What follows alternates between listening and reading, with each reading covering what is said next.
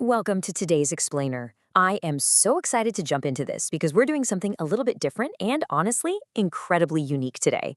Our goal is to learn the exact step-by-step mechanics of writing a compelling, highly effective educational script.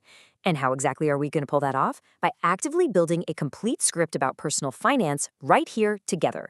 We're going to master the art of the explainer by diving into a real-world financial literacy case study. 10 to 15. Just 10 to 15. That's the harsh reality, folks. That is literally all the time we have. Research tells us that this is the absolute maximum number of minutes a typical college student is going to focus intently on a message before they totally tune out. It's basically a ticking clock. And, if the environment is distracting or if the delivery is a bit dry, you're going to lose them even faster. Capturing a distracted audience requires intense, deliberate pre-planning. We absolutely cannot just wing it. We need a foolproof structure for our explainer script to maximize every single one of those precious minutes.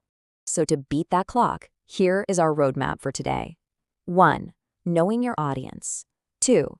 Assets versus liabilities. 3. The 5 pillars of finance. 4. The 6-step framework. And 5. Crafting the perfect call. All right, part 1. Know your audience, targeted messaging. Look, before you even type a single word, you really have to zoom in on exactly who is watching. Saying college students is just way too broad. Because our time is super tight, our educational focus has to be laser sharp. Memory retention completely plummets if you just throw a ton of information at the wall to see what sticks. You really need to identify 1 to 3 primary learning objectives. And that is exactly why our financial literacy case study today is going to focus strictly on the foundational concepts of wealth. Moving right along to section 2. Assets versus liabilities. Defining wealth. Okay, let's dive into that first major financial takeaway. Think about a standard balance sheet. On the left side, you've got your assets. These are the things adding value. Then on the right side, you've got your liabilities. Those represent your external claims or debts. By weighing those positive resources right up against the negative constraints, you can instantly grasp the fundamental equation of net worth. It's basically a financial seesaw. Now, to really flesh out this financial script, we need to get into the perks of having assets. We want our audience to understand that assets aren't just, stuff you own. They're actual engines for growth. They can appreciate in value over time.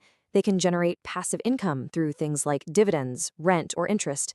Plus, they give you liquidity. They act as collateral if you ever need to borrow. And ultimately, they give you that long-term financial flexibility and security we're all aiming for. But on the flip side, we have to talk about liabilities with a bit of nuance. Sure, liabilities decrease your net worth, and yet they definitely come with distinct disadvantages, like the heavy burden of repayment and the very real risk of interest expenses just eating away at your cash flow. But, and this is a huge but, as an explainer, you gotta share the strategic side too. When managed correctly, liabilities can actually provide immediate access to much-needed funding, help you leverage new opportunities, and seriously accelerate growth. It's all about how you use them. Which brings us to section 3. Pillars of finance, managing wealth. So as scriptwriters, our main job is breaking down these massive, intimidating subjects into bite-sized, digestible segments. We've defined wealth, but how do we actually manage it? Well, we introduce the 5 pillars of finance: budgeting, building and improving credit, saving, borrowing and repaying debt, and investing. Honestly, mastering these 5 specific areas is absolutely the foundation of true financial literacy. To make that first pillar, budgeting, super actionable, we want to explain it through a proven framework. Have you ever heard of the 50-20-30 budgeting method? It's incredibly popular and for good reason. Basically, you take your take-home income and you intentionally allocate every single dollar.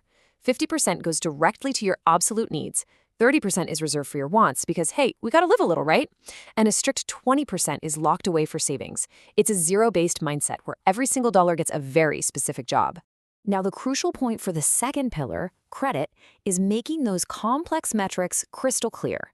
If you want to build good credit, there are 2 massive numbers you've got to watch like a hawk. First up is your credit utilization ratio.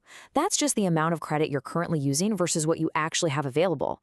You really want to keep this at 30% or below. Second is your debt-to-income ratio, or DTI. Lenders are typically looking for a DTI between 28 and 36%. Giving your audience these hard targets provides exact, concrete numbers to aim for. All right, moving right along to section 4, the 6-step framework, structuring the script. So now that we've scripted out our financial concepts, how did we actually structure the delivery? Well, we used a totally foolproof formula, the 6-step framework. Step 1 is the intro. We made you aware of exactly what you were learning today. Step 2, the hook. We brought up that 10 to 15-minute attention span to prove exactly why this matters so much. Step 3, explain. We broke down the concepts of assets, liabilities, and those pillars of finance. Step 4 is show. We laid things out clearly, mapping out the balance sheet, the 50-20-30 rule, and those credit metrics. Step 5 is the recap, which actually is exactly what we're doing right this second by reminding you of these steps, which brings us to the very last step. Section 5. The perfect call, end with action. The call to action, or CTA, is literally the ultimate destination of your entire explainer. A truly great script doesn't just pass along information, it makes sure the audience actually puts it into practice. The core rules for a perfect CTA are super simple.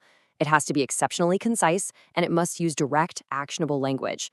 No beating around the bush here. Tell the viewer exactly what they need to do next, whether that's download the budgeting guide or watch the next explainer in the series. And here is the kicker. You need to include a clear CTA at the end of every single explainer you make, not just the last one in a series. So, we've explored the architecture of a really engaging script, and we've navigated through the foundational concepts of financial well-being, from understanding assets all the way to mastering the 50-20-30 rule. You are now walking away with a super powerful dual toolkit. You know exactly how to structure a compelling message, and you know the fundamental rules of money. So, my final question for you is this. You have the script and you have the financial knowledge. What are you going to build first?